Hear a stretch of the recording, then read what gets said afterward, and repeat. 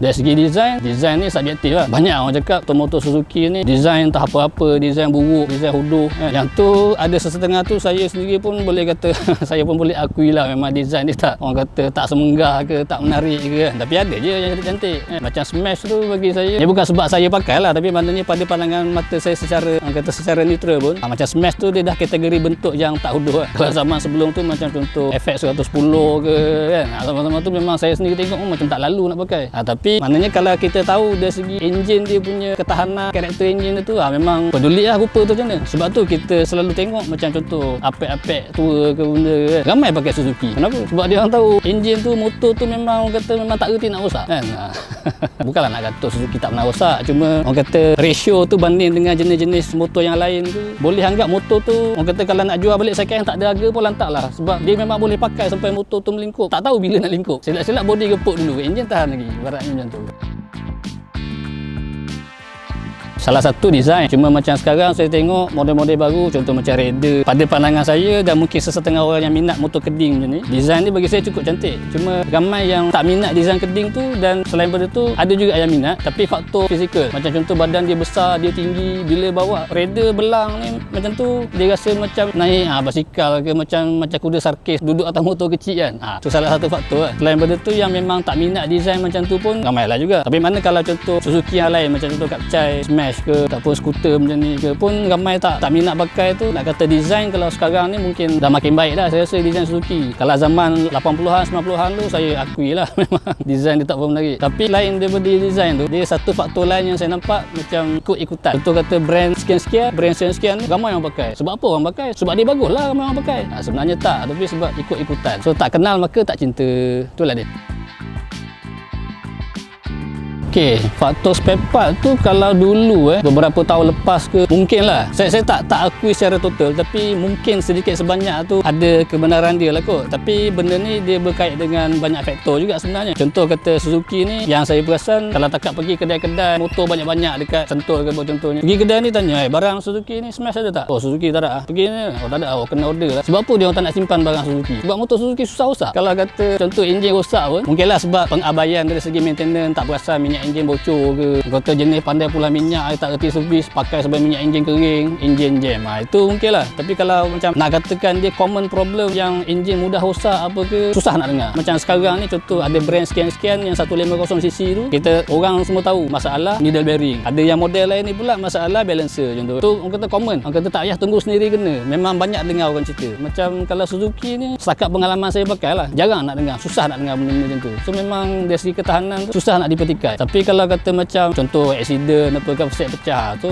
terpaksalah repair kan. Tapi kalau nak kata dia kerap masuk workshop atas sebab dia tak reliable ke, sebab tak tahan ke, tu susah kita nak jemput. Sebab dia susah nak rosak tu, sebab tu kedai malah nak simpan. Kan aku simpan barang ni 3 tahun belum tentu boleh jual. Kan modal lah keluar. Baik aku simpan barang-barang motor lain yang memang kerap rosak ataupun yang kerap nak kena repair kan. Aku berniaga pun untung, jual beli lain, jual beli lain, jual beli lain. Dari segi perniagaan kita tak heran lah, memang salah satunya betul lah dari segi perniagaan. Tapi disebabkan kedai-kedai macam ni macam tak minat nak simpan barang-barang Suzuki, itu yang dikatakan susah nak dapat barang. Sebenarnya kalau kata kita cari sumber yang betul, dia taklah susah sangat pun sebenarnya.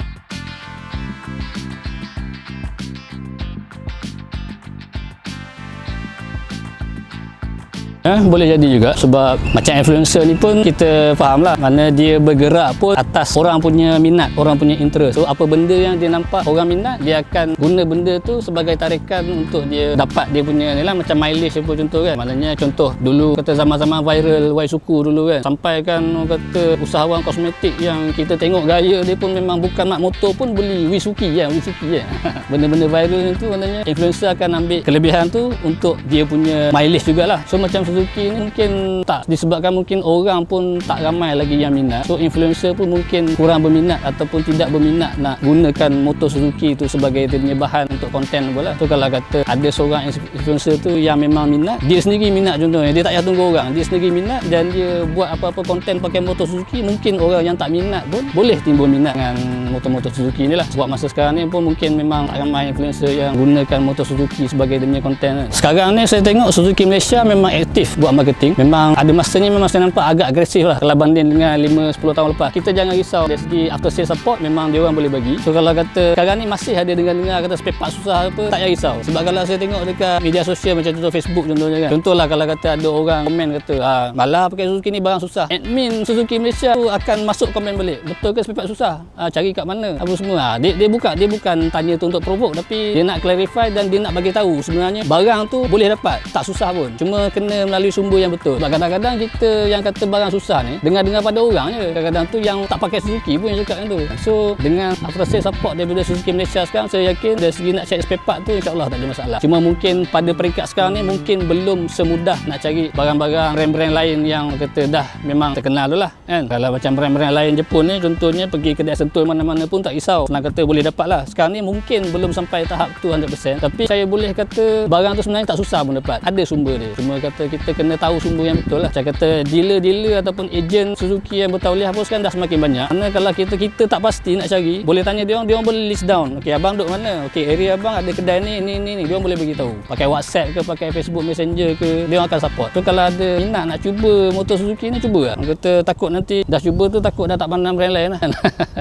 Itulah, cuma yalah brand ni subjektif. Macam contoh saya lebih pentingkan performance engine, karakter engine dan juga handling lah banding dengan rupa. Rupa tu bagi saya nombor 2 lah. Of course kita suka tengok benda lawa, tapi bagi saya untuk pilih motor, rupa tu prioriti yang rendah sikit. Tahanan ataupun karakter engine dan juga handling motor tu, yang tu saya punya keutamaan. Macam contoh dulu saya pakai RG Sport RGB 120 pun. Adik-beradik lah dengan RG Sport. Kalau kata nak layan corner apa ke, memang rasa yakin sebab dia punya handling tu memang kata sesedap rasa lah kalau untuk atas jalan ni. Of course kalau kata kita nak lagi sedap macam main kat free apa ke, of course lah kena buat. Mungkin fork kena keraskan sikit ke, adalah nak kena tune-tune lain kan. Tapi maknanya dalam keadaan dia standard, takkan nak layan sesedap rasa dekat jalan raya, layan dengan selamat. Jalan Kelawang ke apa ke contohnya pun sedap pun. Janji apa-apa pun tunggang dengan selamat. Nak layan corner macam mana pun pasti juga keadaan selamat. Seronok tapi berpada-pada atas jalan raya. Keselamatan tu lebih penting macam tu.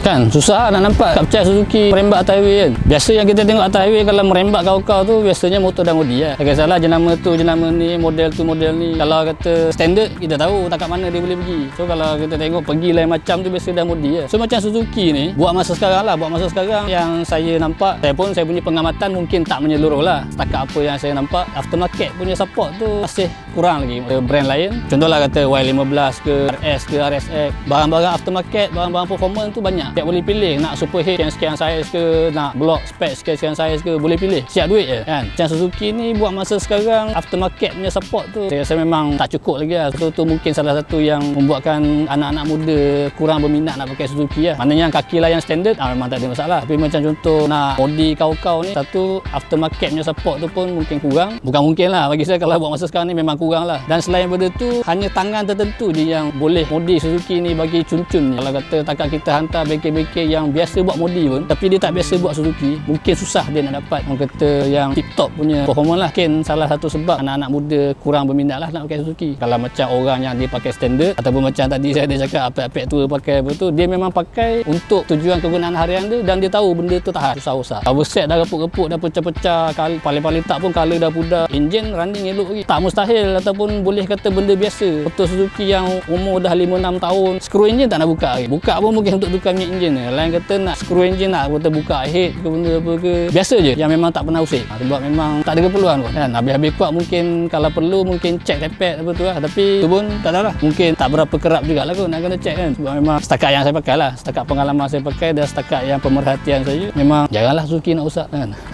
Yalah, okey, dari satu sudut kita tengok dari segi macam bisnes punya kepentingan ataupun strategi. So bila dia orang tengok contoh macam stigma masyarakat kita dari dulu kan, Suzuki macam ni lah, Suzuki ni macam tu lah, tak minat lah pakai Suzuki. So dari segi bisnes, dia nak keluarkan barang untuk motor yang orang tak minat, buat apa? Memang tak kan. Melainkan memang pengeluar barang tu sendiri memang peminat tegas Suzuki. Itu mungkin dia akan keluarkan. Tapi mana kalau dia cakap dari sudut bisnes, dari sudut ahli perniagaan, aku nak keluarkan barang untuk rider, berapa ramai je orang pakai, aku buat belum tentu boleh jual. Nak buat pula spek banyak-banyak, lagi kan banyak berlapuk dekat aku punya gudang je, bukan boleh jual tu. Dah orang pun tak ramai yang pakai kan. Baik aku buat brand lain, sana sini, pergi mana-mana kedai pun bersepah-sepah orang cari barang sekian-sekian brand tu. So dari sudut perniagaan, kita tak nafikan memang tu antara faktor yang membuatkan pengeluar-pengeluar barang aftermarket ni pun jadi tak berminat lah nak keluarkan barang-barang untuk Suzuki ni, sebab dia orang pun nampak dari segi market demand pun tak meyakinkan untuk dia orang buat. Cuma kalau saya rasa kalau ada pengeluar yang berani cuba, yang kata aku cuba lah, kalau kata tak jadi rugi sikit lantak lah, janji aku dah try. Kalau ada yang macam tu dan peminat Suzuki lah, mungkin boleh nampak